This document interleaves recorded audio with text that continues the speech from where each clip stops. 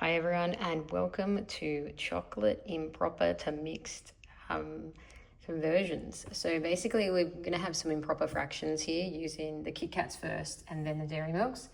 And then we're going to turn those into mixed numbers.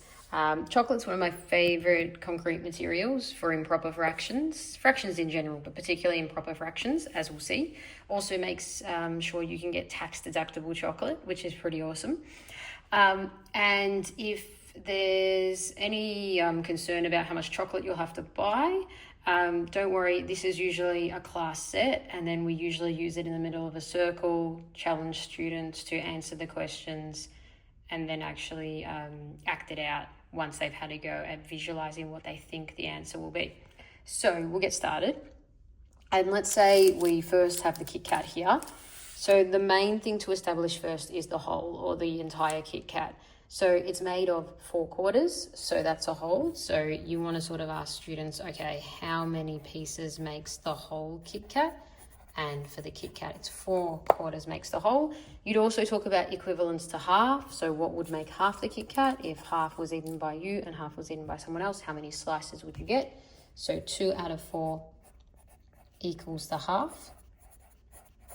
Then we get into the really interesting part where, okay, you are so starving and so desperate for chocolate that you don't just have one Kit Kat. So you don't just have, I guess, 4 slices of Kit Kat or 4/4. You end up eating 6/4. So what will that be? And a lot of fraction students at first think these fractions don't exist. They will say 6/4 does not exist. So that's a classic misconception.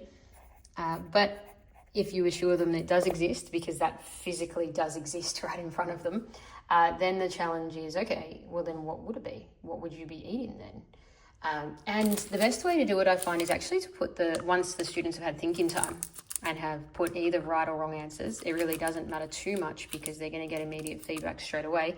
Put the pieces on top of the wrapper and say, well, that's a whole Kit Kat. Even though the wrapper's a little bit bigger, we know that 4/4 is a whole, so that's our representation of a whole. And then this is the next Kit Kat, or essentially, if we put it on top of the other wrapper, it's half of the next Kit Kat. So therefore, 6/4 is 1 2/4 or 1 1/2, depending on how you want to represent it or simplify it. And you can see how we keep going here. We then do, what do you think 8/4 would be? But we wouldn't put it on top of the wrapper because that is just too much of a visual clue. So usually just have like a chopping board and do it like this and say, well, what's 8/4 going to be as a mixed number? So write the wholes and then write any fractions that are remaining. And then once they've all had a go at try to figure it out visually, then you bring back the wrappers and you go, well, here we go. That is 4/4, so that is 1 whole. And then we have another 4/4, so that is 2 wholes. And there we have 2 whole Kit Kats. So 8/4, which is what we were solving as a mixed number, is 2 wholes. So you can just write 2, or you can write 2 wholes. But really, just 2. And this one, we'd probably write 1 there, as well as 1 whole. So, and then, you know, if you've got 3 or 4 whole Kit Kats, you can just keep challenging them. Give them uglier numbers as well. Like, what if I have 7 slices? What if I have 9 slices? So it becomes a bit more challenging than just the benchmarks to halves and wholes. And then we go to the dairy milk, and it functions in the exact same way. You establish the whole first, that 6/6 is the whole. So 6/6 is 1 for the dairy milk, because it literally comes in 6 big pieces. I think it used to come in smaller pieces when I used to use it in the classroom in the past. So just a year or so ago, I think I used an 8-piece one. But when I bought this one, I was surprised that the pieces looked a bit bigger. I guess people want bigger bites. And then you want to establish the half with this as well, that what would be half the dairy milk, and physically act that out, that 3 of the 6ths or 3 out of 6 makes the half, or 1 out of 2 parts. And you can also establish thirds really nicely here if you arrange it like that, because you can see 1 out of 3, 1 out of 3, 1 out of 3 parts.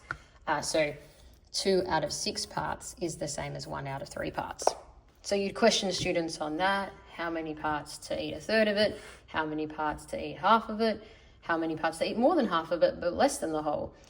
So you could ask those sort of questions first. Once you've firmly established in particular that the whole is 6 pieces, then you go up and you say, what if I ate 12 blocks? What if I ate 18 blocks? What if I ate 15 blocks? What if I ate 14 or if depending on how many you have, 16 blocks. So let's do that. Let's do 16. So we'll make an array of 4 rows of 4 on here. And then finally. So we've got 4 rows of 4 on here. You'd lay that out and you go, what will that be? And lay it out in a way like that it's not really supportive of the sixths element, because you want them to try to figure it out and cue into, oh, maybe I can count by 6s to solve this, or maybe I can multiply by 6, then figure out the remainder, or I can think 16 shared between 6 is what, with what remaining. Then when you bring the wrappers back in, you lay it out and you go, well, there's 6 pieces. And that is our whole. And remember, it doesn't matter if it fits perfectly or not. The wrappers are a bit bigger because, they've got the edges to them. But you've already firmly established in students' minds that a dairy milk is made of 6 pieces. Preferably, you open it in front of them so that they visually see and even guess beforehand how many pieces are in a dairy milk, how many pieces are in a Kit Kat, so that you really do establish that connection to the whole, so that you're not just relying on the wrappers, that you've got a shared understanding of what makes the whole. So we've got there 2 wholes and 4 out of 6 parts of the next whole, or we've got 2 wholes and 2/3, because really we've got 2 out of 3 parts of the next whole with only 1/3 left not eaten. We were very, very greedy.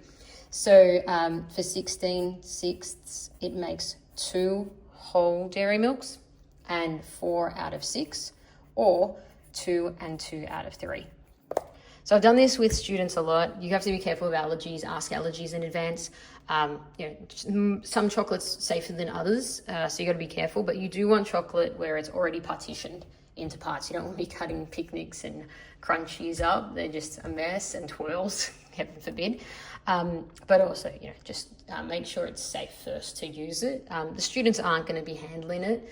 Occasionally, I let one student continue to use it with gloves on if we're planning to eat it as a celebration at the end. But that's your call, depending on your food allergy situation.